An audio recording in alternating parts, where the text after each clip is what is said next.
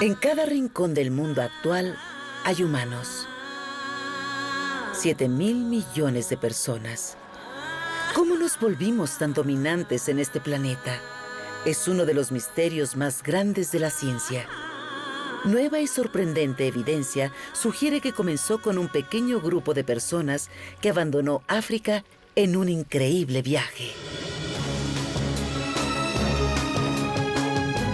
Usando huesos, piedras y genes, descubriremos los rastros que dejaron sus descendientes a lo largo del planeta.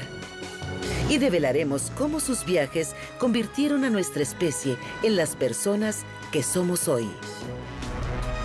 Esta vez, rastrearemos el camino hacia Europa. Conoceremos a nuestro antiguo rival, el Neandertal. Y estaremos cara a cara con uno de los primeros europeos. ¿Cómo estas personas superaron las expectativas para reclamar el continente? El viaje de la humanidad. Europa.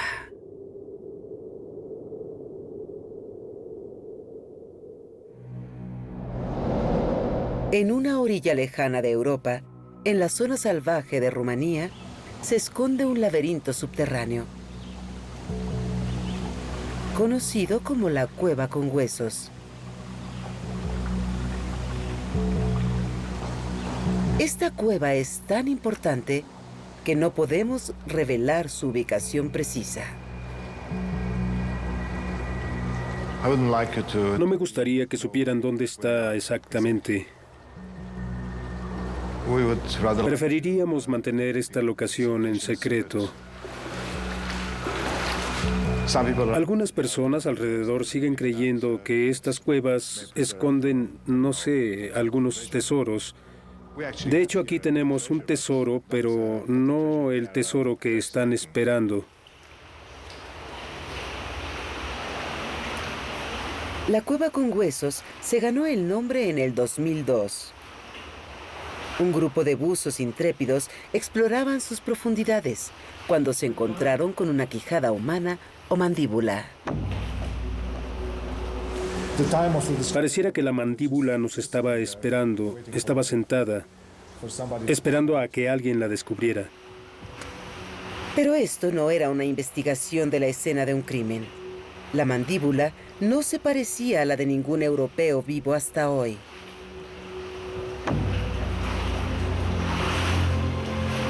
De hecho, fue uno de los descubrimientos más importantes de los últimos 100 años. Se comenzó la excavación en la cueva, pero no era una tarea sencilla. Estamos en el punto que llamamos Duck Under. En este punto deberán aguantar la respiración.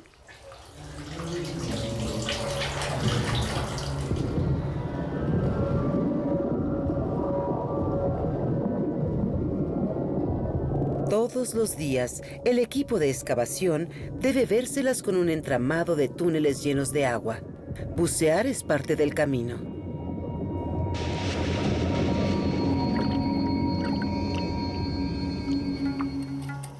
Pero al final está la recompensa de la batalla.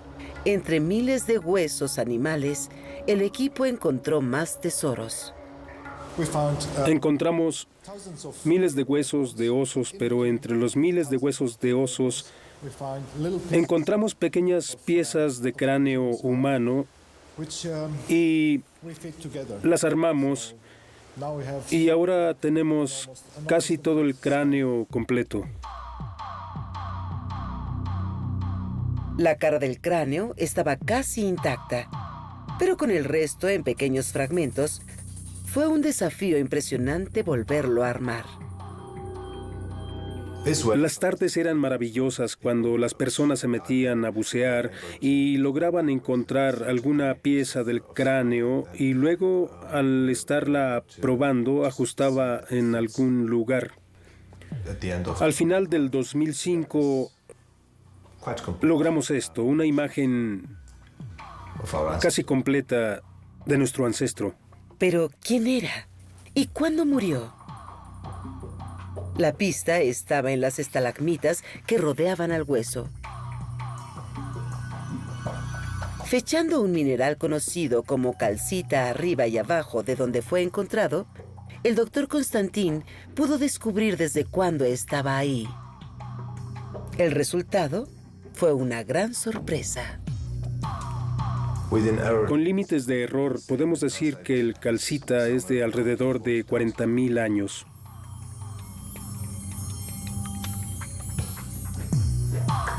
Con una fecha de hace 40.000 años, este es el cráneo del europeo más antiguo que se conoce. Definitivamente es un humano moderno primario y tiene algunas características arcaicas, grandes dientes, anormales, y definitivamente era adolescente. Se sabe que era de un adolescente al ver el último molar. La muela del juicio aún no había salido. Pero, ¿qué más sabemos de esta persona? ¿Y cómo llegó aquí?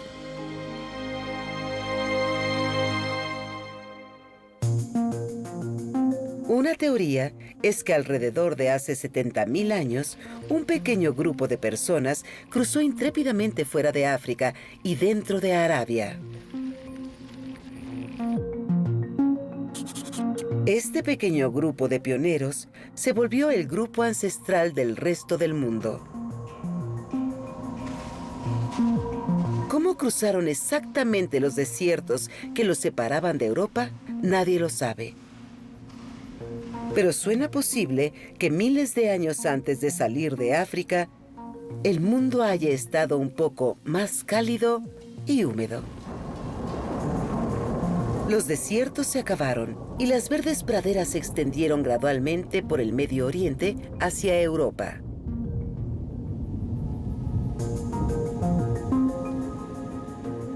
Sabemos que las personas llegaron hasta Turquía por el descubrimiento de cuentas hechas de conchas. Y un nuevo tipo de evidencia nos ayuda a completar el cuadro. El análisis de ADN les permite a los científicos hallar los ecos del pasado en las personas que viven hoy. Sorprendentemente, como el 10% de los europeos de hoy tienen un ADN que se vincula con un grupo de colonos que llegaron a Europa hace 40.000 años.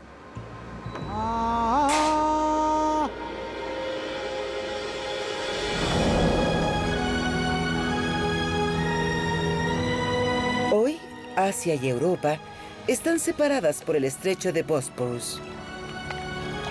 Pero cuando los ancestros europeos lo encontraron, las bajas mareas podrían haberles permitido cruzar hacia un nuevo mundo maravilloso.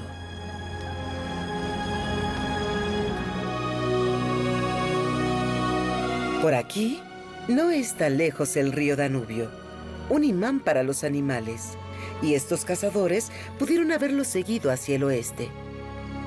Tal vez fue esto lo que guió a nuestros ancestros europeos a ese lugar escondido en Rumanía.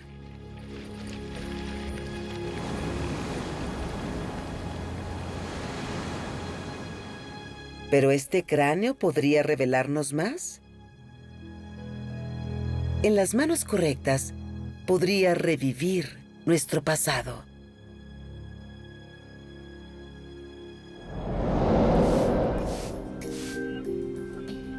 Richard Neve es un artista forense. Es un experto en reconstrucción facial. Sus habilidades ayudan a la policía a resolver casos de homicidio.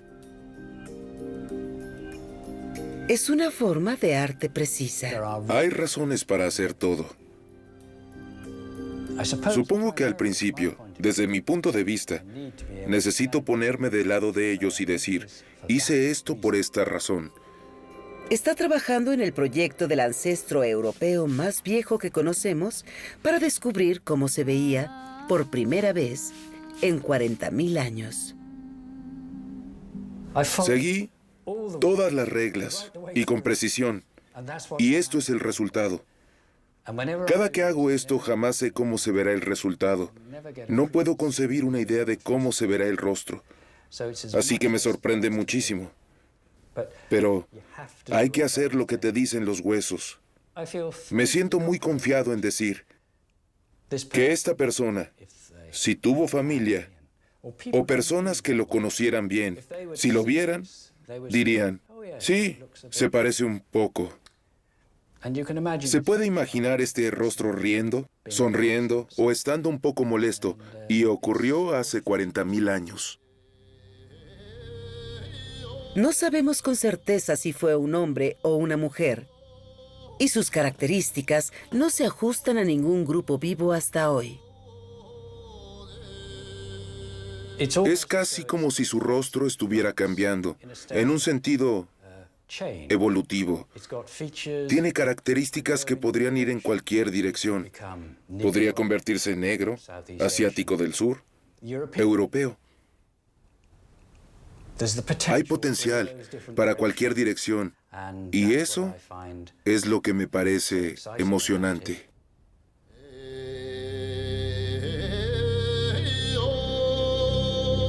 Pero mientras estas personas se abrían camino en el territorio frío del norte, les esperaba una sorpresa. Algo o alguien que llegó antes que ellos.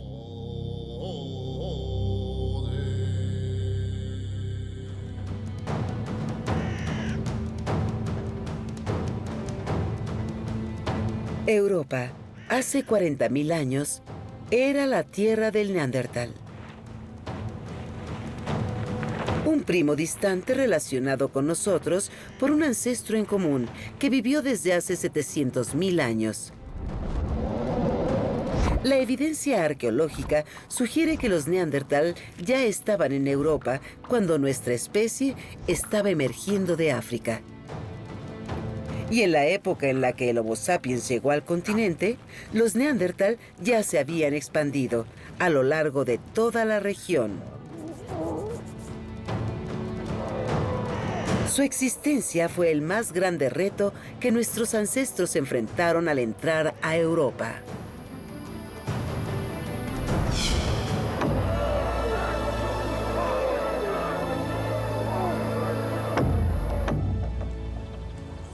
Nicholas Conrad dirigía una excavación en el sureste de Alemania que nos ayuda a saber más. Hola, ¿cómo han ido avanzando? Aún tengo que medir con precisión toda la parte de la excavación para registrarla. Los Neandertal y los humanos modernos definitivamente estuvieron aquí y ambos usaron esta cueva. Pero también usaron muchas otras cuevas del Valle Lona en donde estamos. Los Neandertal, que eran las personas indígenas de la zona, tenían tecnología muy sofisticada, sabían utilizar el fuego y supieron adaptarse al entorno. Estaban arriba de la cadena alimenticia, tenían todo 100% controlado y lo hacían muy bien. Y nos queda claro que los Neandertal y los humanos modernos ocupaban el mismo nicho. ¿Qué pasaría si se hubieran conocido? Creo que los escenarios se explican en varias formas. Lo primero que haces al ver una población humana extraña y no sabes quiénes son es ser muy precavido. Creo que la evasión mutua tal vez haya sido el escenario más común. El problema es que no podrás evitar siempre a los extraños, porque estás en tu casa y necesitas los recursos. Al llegar los nuevos pobladores, los recursos serían menores. Es fácil imaginar situaciones de conflictos potenciales y hasta con un cierto grado de violencia. ¿Pero qué tanta amenaza representaban nuestros primos lejanos? Podemos aprender mucho al observar sus huesos.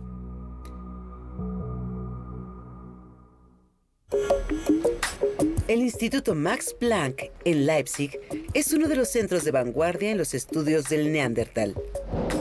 Caterina Harvati está de base en el instituto, una paleoantropóloga con especialidad en la evolución neandertal. Los esqueletos neandertal son mucho más robustos, con más músculos, más poderosos. Los huesos largos indican un esqueleto bastante musculoso y por ende individuos muy activos. Entonces eran físicamente más fuertes y sus cuerpos les daban otras ventajas. El neandertal tiene el cuerpo más ancho, menor estatura y extremidades cortas. Relacionado con eso está la forma de la caja torácica, que es muy amplia y en dirección hacia afuera, a diferencia de una caja torácica angosta y recta en el humano moderno. Y es probable que se relacione junto con las proporciones del cuerpo a las adaptaciones climáticas, a climas más fríos. Se calcula que si ponemos un neandertal desnudo y un humano moderno desnudo en un entorno glaciar europeo, lo que el neandertal sentiría es lo que sentiríamos si trajéramos un traje formal. Esa pieza de ropa no suena caliente, pero pudo ser la diferencia entre la vida y la muerte.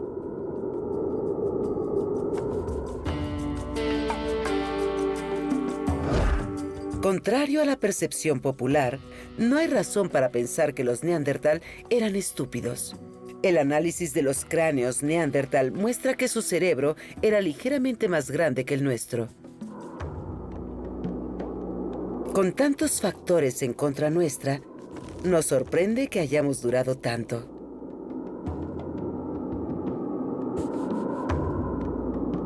¿Cuál sería la explicación?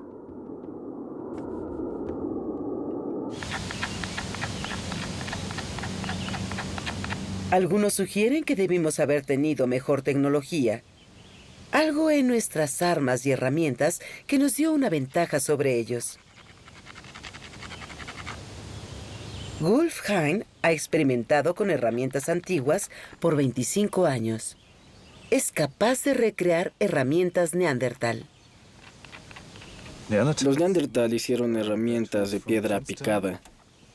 Esto es un nódulo de piedra típico que se encuentra en la playa. Lo cortan en hojuelas con una piedra como martillo. Así. Afinas el borde y luego le das un golpe más fuerte. Y tienes una herramienta. ¿De qué eran capaces estas herramientas? Es más filosa que el acero.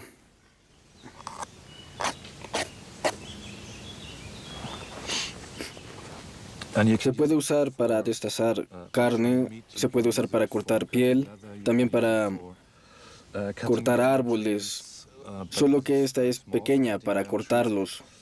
Para eso usaban hachas de mano. Y nuevas investigaciones sugieren que los neandertal pudieron producir herramientas tan eficientes como las de nuestros ancestros, así que es difícil decir que nuestras herramientas nos dieron más ventaja.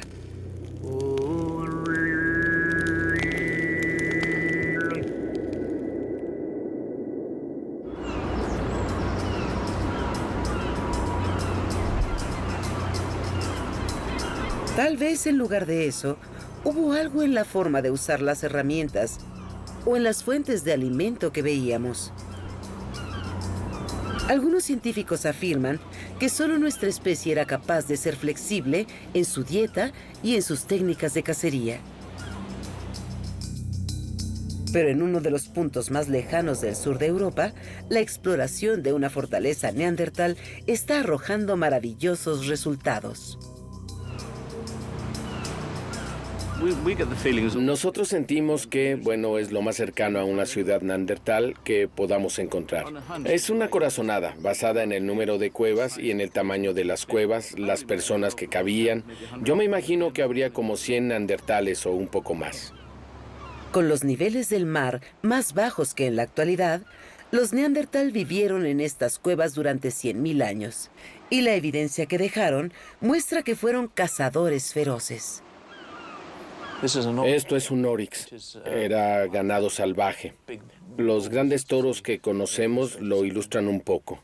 Creo que para derribar a un animal así, con estos cuernos, se debió requerir de planeación y de inteligencia por parte del depredador, como el neandertal, y también para acercarse con las lanzas. Debió ser un enfrentamiento espectacular estar cerca de una de esas cosas gigantescas.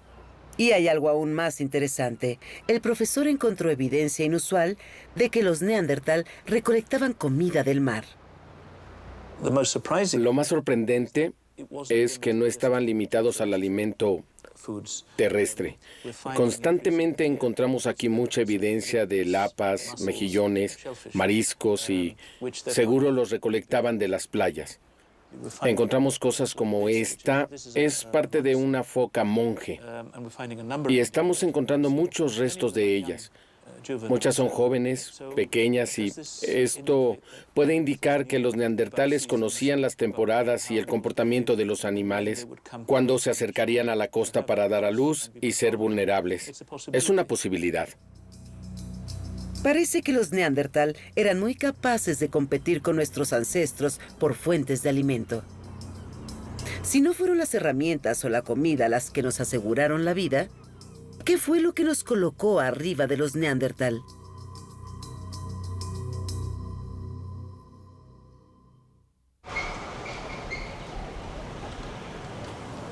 Puede que la respuesta sea mucho menos obvia.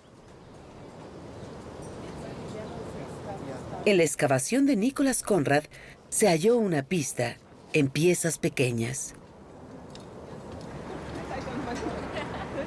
Al principio, cuando encontré la primera pieza que tenía estos biselados finos y las muescas en la orilla, fue interesante ver cómo reaccionaron las personas cuando les dije que podría ser parte de una flauta. Si María tenía razón, esta flauta sería un descubrimiento único. La primera vez que mostró un fragmento de la pieza, me dijo, Nick, creo que encontré una flauta de marfil. Le dije, bueno, solo ten cuidado. No fue fácil convencerlos. Tenía que armar todas las piezas. Y procedió a armar 31 fragmentos de marfil y dejó de ser ambigua la idea de que los restos de los hoyos en estos biselados dejaban claro que era una flauta. Probablemente sea la evidencia más antigua de un instrumento musical que todos conocemos. La flauta tiene una edad de 35.000 años. Y este es el sonido de una réplica.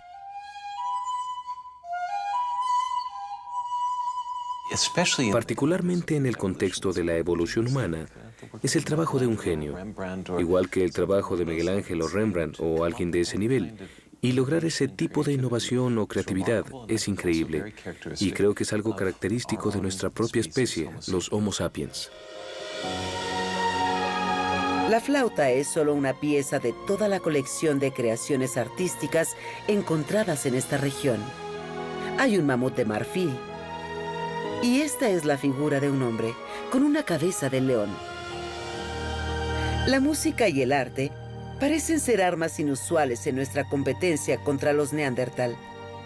Pero lo revelador no solo son los objetos en sí, sino dónde se encontraron. Por ejemplo, el hombre león y el mamut no son figuras únicas. Se han encontrado otras similares esparcidas en toda la región. Evidencia de que había comunicación y un vínculo entre los grupos familiares.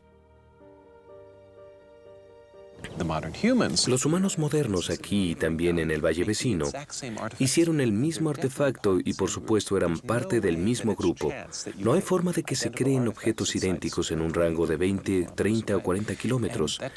Y eso nos dice que las poblaciones compartían una identidad en áreas extensas, cubriendo muchos kilómetros y presumiblemente interactuando entre sí, ayudándose, y parece que los neandertal no tenían comunicación simbólica y parecía que mantenían redes sociales más pequeñas que los humanos modernos.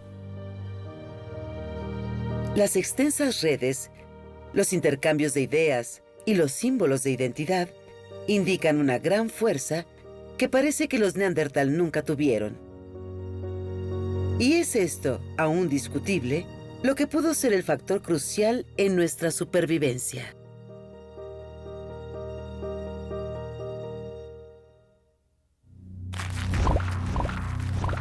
Durante varios miles de años, el número de neandertales disminuyó y los que sobrevivieron se vieron obligados a irse a las orillas de Europa. ¿Pero qué los extinguió por completo, permitiéndonos el éxito?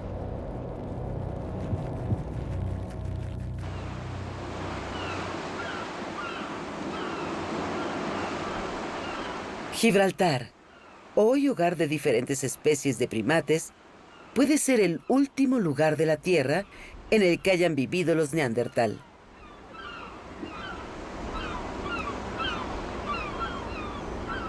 Un equipo de arqueólogos están buscando evidencia de los Neandertal y las razones de su desaparición.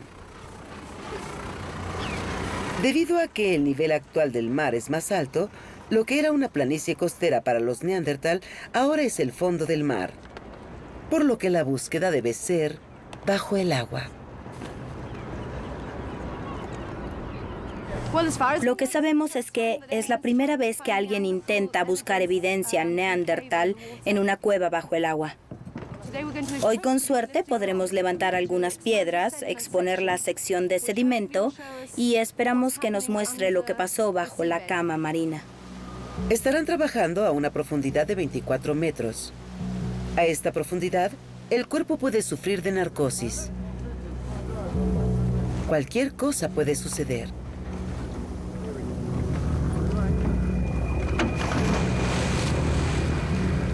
Uno debe pensar en todo. Debes planear tu buceo cuidadosamente.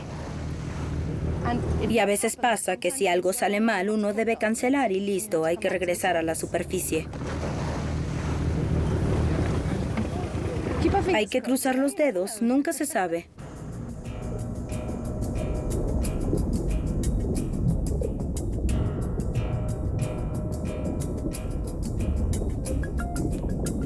La tarea de hoy de mover una roca para llegar al suelo marino no es un reto fácil.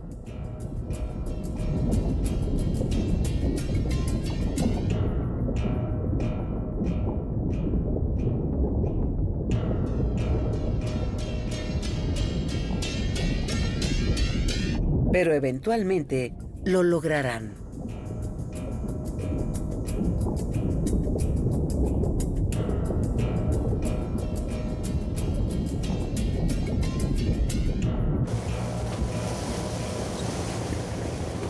Tiene agua adentro. Sí. Sácala con cuidado.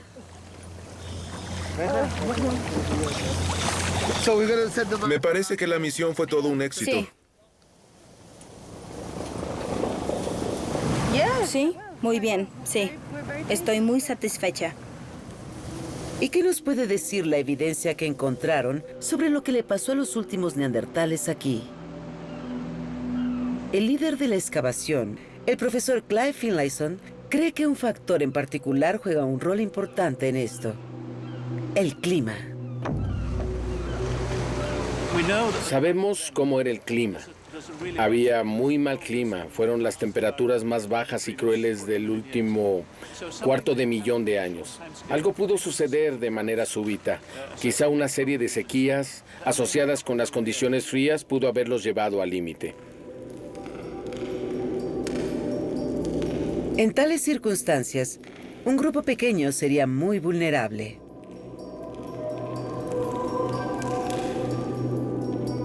Pudo haber sido cualquier cosa, ya quedaban muy pocos. Quizá pasó lo que pasa con los animales actuales que están en peligro de extinción, como el panda o el tigre. Alguna fluctuación aleatoria pudo extinguirlos por completo, de ahí ya no hay recuperación. Entonces, si la reunión entre nuestros ancestros y nuestros primos lejanos fue un conflicto, seguramente estábamos destinados a ganar. Parece que en última instancia teníamos ventajas, como nuestras grandes redes sociales que ocasionaron que sobreviviéramos y ellos no. Y durante 20.000 años parece que estuvimos solos en Europa.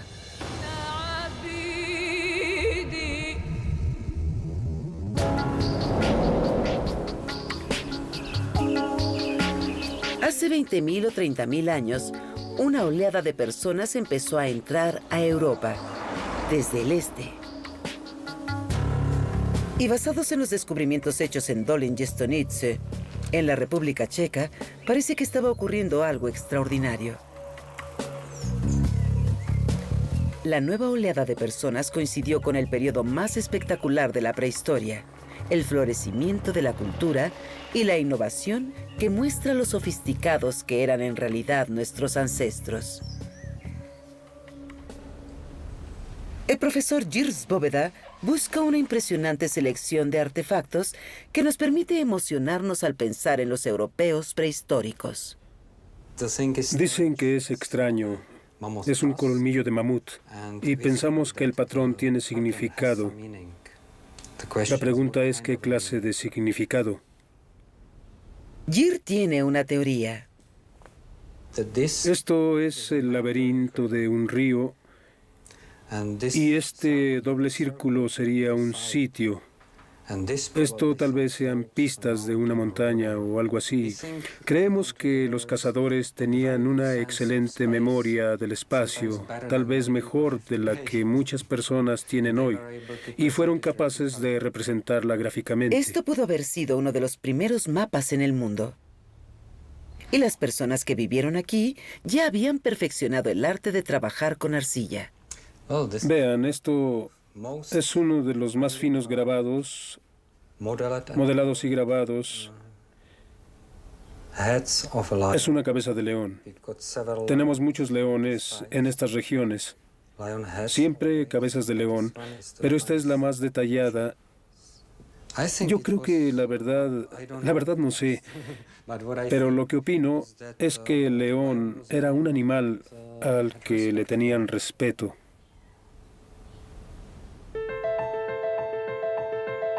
Y se encontró aquí un objeto aún más intrigante. Esta es la Venus de Dolní Jestonice. Nadie está seguro de lo que ella es. ¿Una figura de fertilidad? ¿Una muñeca extraña? El profesor Svoboda tiene una interpretación. Si vemos abajo, claramente se ve la forma del símbolo de una mujer, el triángulo púbico. Si vemos la parte de arriba, se puede imaginar que esta forma se vuelve un símbolo masculino. Y en este caso, creo que la figura completa combina el símbolo femenino abajo con el símbolo masculino arriba. Parecería divertido, pero se ven claramente símbolos profundos y eso aparta la diversión. Pero hay un significado más grande en esta figura de Venus. No está sola. Se han encontrado muchas figuras similares a lo largo de Europa. Desde Francia, en el oeste, hasta Rusia, en el este.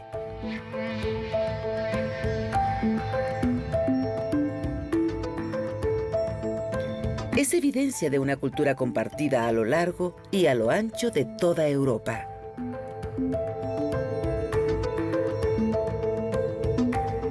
En espacio de unos miles de años, nuestra especie pasó de ser un pequeño grupo que enfrentó fuertes batallas con los Neandertal a dominar el continente.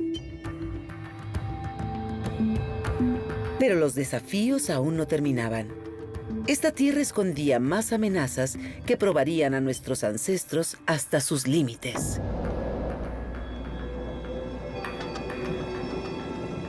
Europa estaba experimentando cambios devastadores en el clima, conocido como el último máximum glacial, el pico de la última era de hielo. Sábanas masivas de hielo se atropellaban hacia el sur, convirtiendo el norte en una tierra inhóspita y estéril.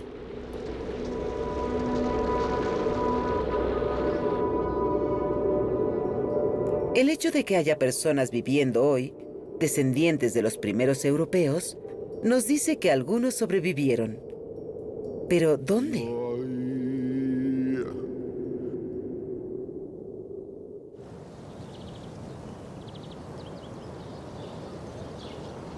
La mejor opción de supervivencia está en el sur de Europa, como en este valle del sur de Francia, lejos del extremo norte congelado.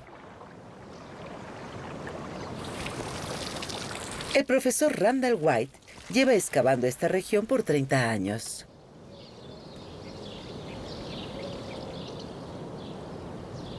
Aún en los periodos más fríos de la última glaciación, entre 22.000 y 18.000 años atrás, este valle continúa estando ocupado.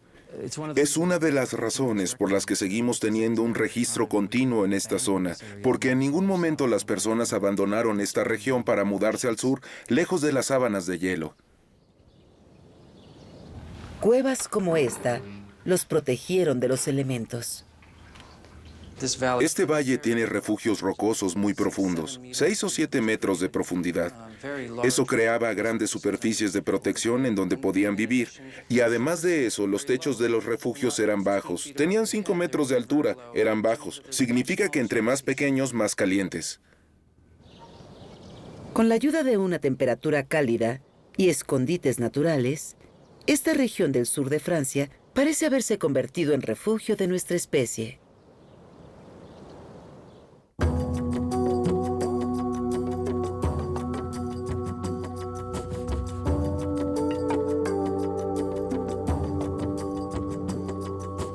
Pero para las personas de la era de hielo, las cuevas pudieron ser mucho más que barreras contra el clima.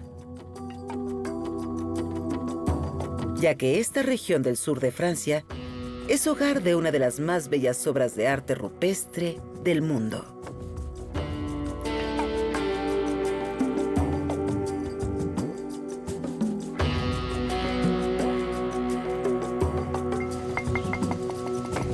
El doctor Michel Leblanché es uno de los más distinguidos expertos de arte rupestre.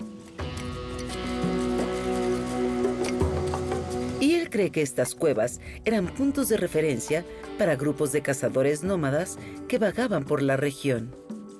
La grotte, effectivement, est un point fixe. La cueva efectivamente era un punto fijo porque por naturaleza obvia no se movía. Hoy las personas de los pueblos de toda esta región suelen reunirse alrededor de una iglesia.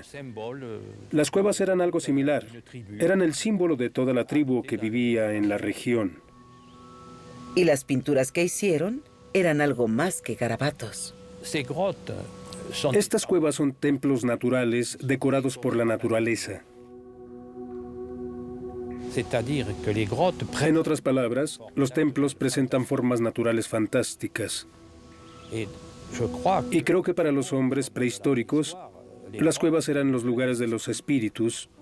Y las formas en estas cuevas bien sugieren figuras de animales y a veces figuras humanas. Esto inspira al hombre mismo para pintar y para crear estas imágenes. El doctor Blanchet condujo una investigación para descubrir cómo pudieron lograr nuestros ancestros un arte tan bello. Y descubrió una técnica sorprendente.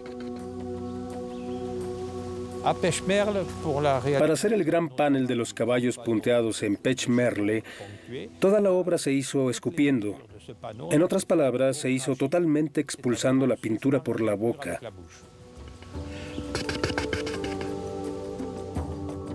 Y para probar esto, Leblanché recreó uno de los paneles de Pechmerle.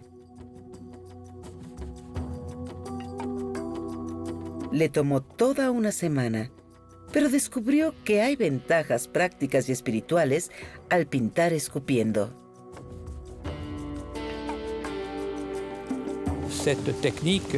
Esta técnica te permite pintar en cualquier tipo de superficie porque no tienes que tocarla. Puedes pintar en piedras, en algo frágil y en superficies irregulares particularmente. Es un trabajo cansado porque tienes que respirar y escupir constantemente.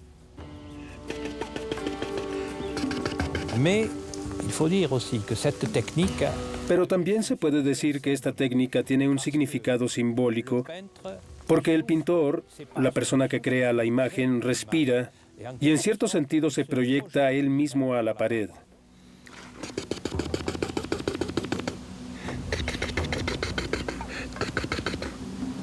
Estas pinturas fueron creadas por generaciones de artistas inspirados por el mundo en que vivían.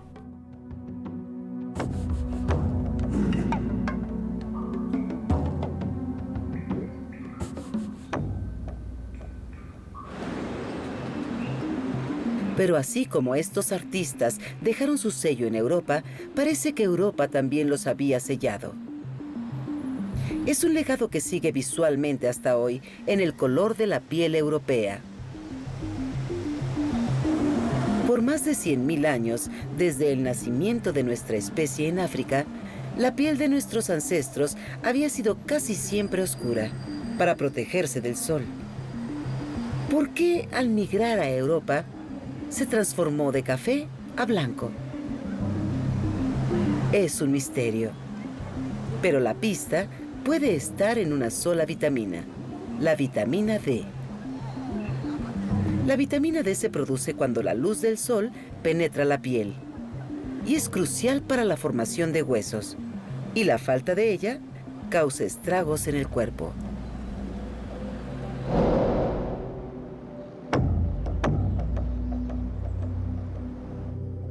Esto permanece en un museo de París y muestra lo que puede pasar en casos graves, en donde los huesos crecen abiertos o deformes. Es un problema serio para una mujer embarazada, porque una pelvis distorsionada haría imposible un nacimiento. Entonces, en Europa, con mucho menos luz disponible que en las regiones tropicales, tener una piel oscura pudo ser desventajoso. Entre más oscura sea la piel, más sol necesita para producir vitamina D. Y durante miles de años, pudieron ocurrir una serie de cambios genéticos diminutos que ocasionaron que nuestros ancestros europeos evolucionaran con piel pálida, conducidos tal vez por la necesidad de absorber la luz del sol. Pero en cuanto el mundo se calentó una vez más y las sábanas de hielo empezaron a retraerse, se presentaron retos aún más grandes para los sobrevivientes. Los cambios en la forma de vida y de trabajo de las personas alteró el curso de la historia humana. En Göbekli Tepe, al sur de Turquía, hay un sitio que muestra los grandes alcances que tuvieron estos cambios.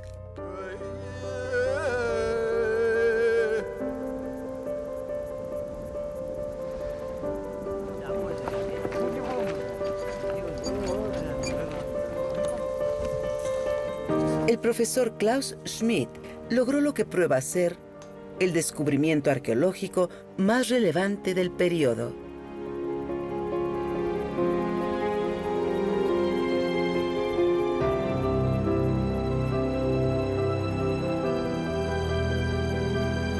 Una serie de monumentos con el doble de edad que las pirámides de Egipto,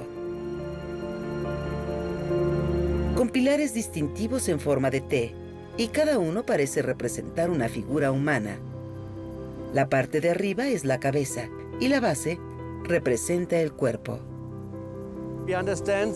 Entendemos que este arreglo es una reunión de estos seres hechos de piedra. Aquí tenemos un ejemplo. Es la imagen del brazo que baja hacia acá y los dedos, que aún no los excavamos, pero está claro que aparecerán al continuar el trabajo. Y en estas figuras de piedra hay grabados intrincados, no muy distintos a los jeroglíficos. Comenzamos aquí con un símbolo en forma de H seguido por 3 serpientes.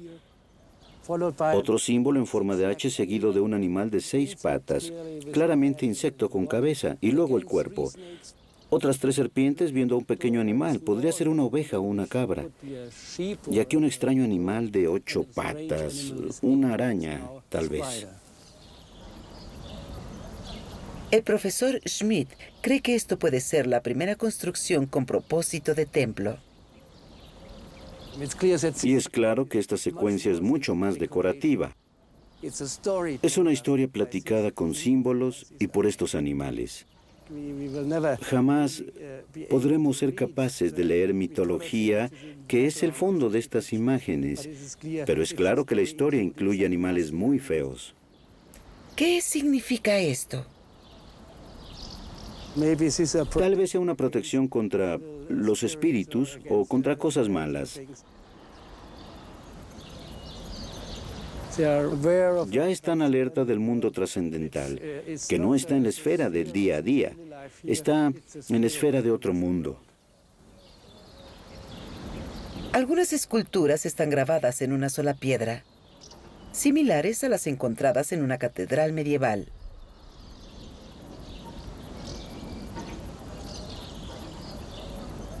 Para Schmidt, el descubrimiento tiene un gran significado, porque sugiere que esta sociedad de cazadores en particular desarrollaba nuevas conductas. Los cazadores normalmente no trabajaban de la forma como entendemos el trabajo.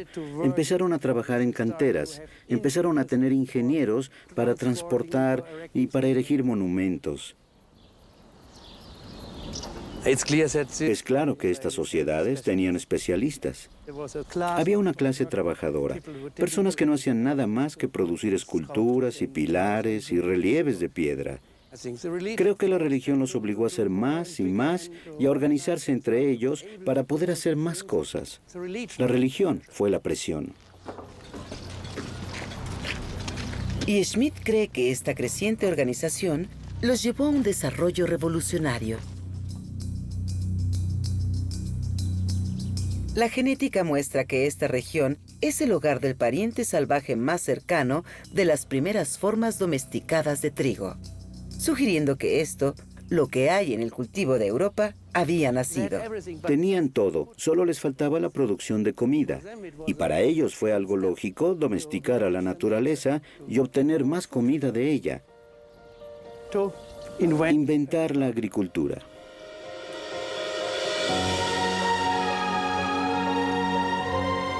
Después de más de 100.000 años de ser cazadores-recolectores nómadas, los humanos se establecieron y sembraron. El viaje hasta este punto no fue nada fácil. Tuvieron que superar grandes desafíos. Nuestros ancestros enfrentaron cambios climáticos extremos y muchos desaparecieron, igual que nuestros primos, los formidables Neandertal. Pero con la llegada de la agricultura, las fuentes de comida fueron más confiables, permitiendo que las poblaciones se extendieran. Gradualmente, estas ideas se extendieron por Europa, pavimentando el camino para establecimientos a gran escala y últimamente para el nacimiento de la civilización europea como la conocemos.